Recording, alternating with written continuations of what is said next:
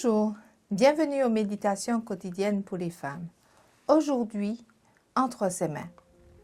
Tu attendras 7 jours jusqu'à ce que j'arrive auprès de toi et que je te fasse connaître ce que tu dois faire.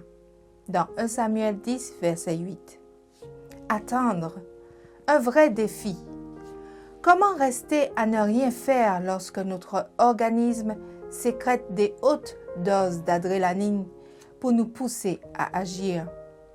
L'attente de 7 jours qu'exigeait le prophète Samuel était une véritable épreuve pour le roi, mais aussi pour tout le monde, tout le peuple.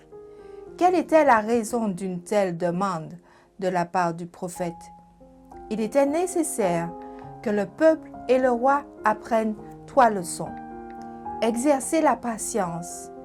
Vous avez besoin de patience pour faire ce que Dieu veut et obtenir ce qu'il promet. Hébreux 10, verset 36. Avoir confiance. Ne perdez pas votre confiance, car grâce à elle, vous recevrez une grande récompense. Hébreux 10, verset 35. Et vivre par la foi. Or, mon juste vivra par la foi. Hébreux 10, verset 38. Ta situation ressemble-t-elle à ce récit? Peut-être que la guerre bat son plein près de chez toi, ou tes enfants se sont éloignés, ton mariage s'effrite, tes amitiés s'évanouissent et tu te sens accablé de chagrin. Saül redoutait ce qui pourrait se passer s'il ne faisait rien à part attendre. Mais dans son cas comme le tien, la patience est nécessaire. Cette vertu que Dieu récompense de façon extraordinaire. La confiance en lui est d'un prix inestimable.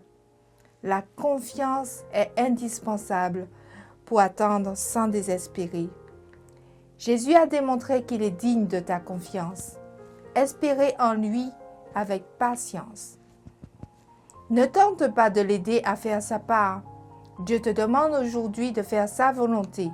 Et le reste, ce que tu ne peux pas faire par tes efforts, laisse-le entre ses mains.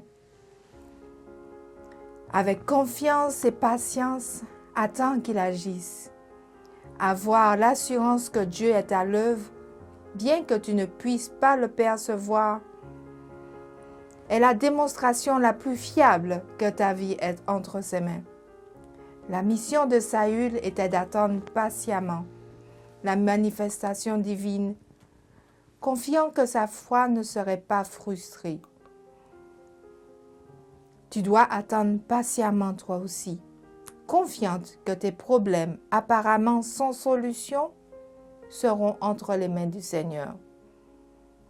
Cette certitude est la meilleure source du bonheur. Bonne journée dans le Seigneur et à demain.